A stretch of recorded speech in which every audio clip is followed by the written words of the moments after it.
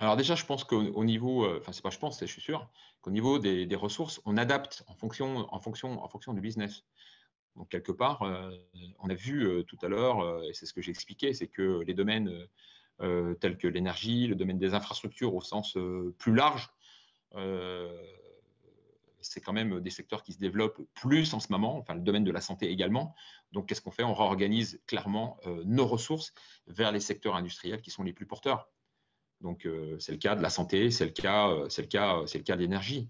Donc, globalement, enfin, quand je dis ça, ça veut dire qu'on est 100% en phase par rapport au choix stratégique de Dassault Systèmes dans le domaine de la diversification. Je l'ai expliqué tout à l'heure. Dans le secteur de la santé, on a quand même acquis la société Medidata. 60% des essais cliniques, bon, ça me paraît important. Et donc, on capitalise sur cette acquisition et on est en train de développer un secteur de la santé et on devient de plus en plus fort dans ce domaine. Et personne ne nous attendait vraiment sur ce domaine-là. Sur le domaine des infrastructures, je l'ai expliqué, le secteur de l'énergie, le secteur de la construction, des villes et des territoires se développe énormément. Dans l'énergie, il y a le nucléaire, mais pas simplement le nucléaire, également toutes les énergies qu'on appelle renouvelables. Alors tout ça, ça ne veut pas dire qu'on ne continue pas sur les industries manufacturières. On a des clients historiques avec qui on a des partenariats stratégiques. Je pense à Airbus dans l'aéronautique, je pense à Renault et PSA dans l'automobile, je pense à EDF dans l'énergie et je pense également, enfin j'ai cité le secteur de l'énergie, des clients comme EDF. Le dernier point de réorganisation, c'est quand même l'éducation. L'éducation aujourd'hui, il y a des budgets qui sont prévus dans le plan France Relance et l'éducation doit complètement se transformer avec notamment les mises en place de moyens qui sont plus cloud, j'allais dire, qui permettent à la fois aux étudiants et aux professeurs de se connecter à distance. De manière technique, on n'a aucun problème pour faire travailler tout le monde en home office, en télétravail, et cela depuis longtemps. Je pense que ce qui est intéressant finalement, c'est de tirer les avantages à la fois d'un mode 100% en télétravail, mais également d'un mode sur site. Aujourd'hui, ce qu'on constate, c'est qu'il y a un certain nombre de salariés qui souhaitent revenir au bureau. Donc, je pense qu'aujourd'hui, c'est vraiment ça. C'est comment on arrive à être flexible, arriver à utiliser le meilleur, j'allais dire, des deux mondes, tout en respectant les conditions sanitaires.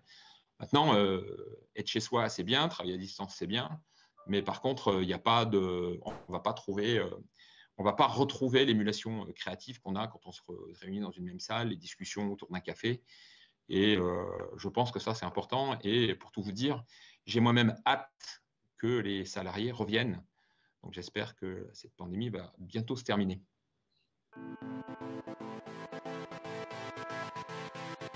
Effectivement, les jeudis de la transformation, c'était un petit peu une nouveauté au mois de, si je me souviens bien, je crois que c'était au mois d'avril. Les jeudis de la transfo, si vous voulez, on avait eu à peu près 900 inscrits, dont 600 uniquement sur les 9 premières dates. Ça a été quelque chose quand même de très important. On a décidé, pardon, de continuer ça, j'allais dire pour la saison 2.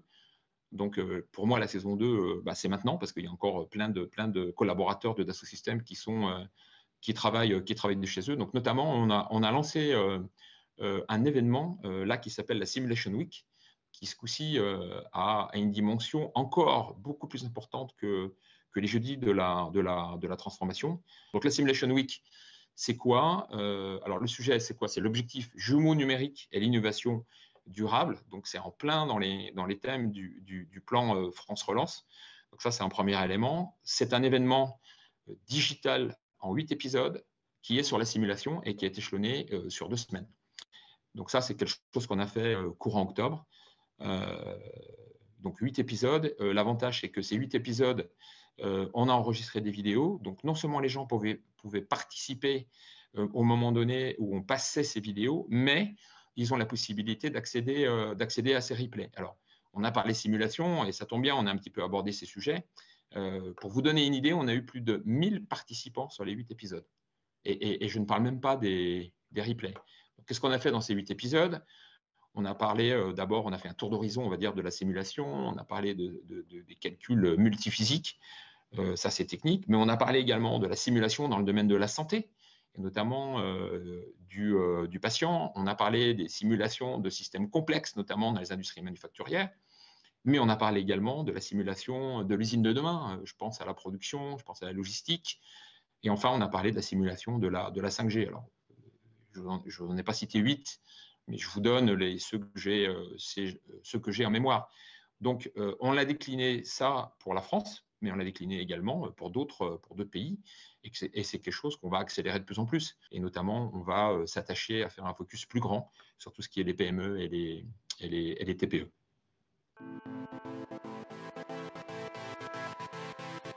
J'ai eu beaucoup de discussions avec des collaborateurs de Dassault Systèmes. Je pense que la production, si vous voulez, pour aller jusqu'à la production, il faut d'abord être capable de faire des prévisions. Donc pour moi, le premier thème autour de la production, c'est faire des prévisions. Aujourd'hui, tous les clients industriels, qu'ils soient dans l'auto, dans l'aéronautique ou quel que soit leur domaine, ils font des prévisions. Et toutes les productions industrielles mondiales s'appuient sur des prévisions. Le problème en fait qu'on a eu, c'est que les pouvoirs publics français, comme bien d'autres pays, il n'y a pas que les Français, ne possédaient pas des outils pour simuler la pandémie de façon à anticiper les meilleurs scénarios en termes de production de masse, de solutions hydroalcooliques et de respirateurs. Donc moi, la première réflexion que j'ai par rapport à ça, c'est que, et c'est ce qu'on est en train de faire d'ailleurs, c'est ce que je vais vous expliquer tout à l'heure avec la région Grand Est et l'IHU de Strasbourg, on met en place des outils Dassault Systèmes qui permettent justement de simuler, de prévoir et d'anticiper des scénarios de crise. Donc c'est important. Quand on est au pied de la crise, c'est trop tard. Quand on est capable d'anticiper avec 4-5 semaines d'avance, c'est plus du tout la même chose. Ensuite, de la même façon qu'il y a les prévisions, il y a la production. Une production, ça simule. Une production de vaccins, ça simule. Et là, encore une fois, il y a des outils qui n'ont pas été mis en place ou qui sont mis en place dans un certain nombre d'industries et qu'il faudrait, je pense, généraliser. Donc, Dassault Systèmes, on a des outils de production largement utilisés dans tout ce qui est les biens de consommation, dans l'aéronautique, dans l'automobile, également aussi chez un certain nombre d'acteurs de la santé. Une fois que vous avez vos prévisions, c'est bien d'avoir ces prévisions, mais est-ce que vous êtes capable de les réaliser sur une seule usine? Est-ce que vous devez faire une nouvelle ligne de production? Est-ce que vous devez en sous-traiter une partie parce que quoi qu'il en soit, vous n'avez pas les moyens en interne? Tout ça, c'est ce qu'on appelle la simulation de la production. Et donc, cette production, elle doit être forcément en adéquation avec les prévisions. Donc tout ça, ça simule. Une fois que vous avez les bonnes prévisions, que vous produisez les bons produits, il faut les livrer. Et puis, pour les livrer, il faut qu'on simule tout ce qui est logistique. Donc, encore une fois, ces outils, ils existent chez Dassault Systèmes, ils ont été implémentés chez un certain nombre d'industriels. Donc, moi, ma conclusion, c'est que je pense qu'il faut que les pouvoirs publics, comme les industriels, adoptent ces logiciels de façon à non plus réagir en situation de crise, mais de façon à anticiper et on va dire à avoir, je ne sais pas, de 3 semaines à 1 mois d'avance pour prendre des bonnes décisions.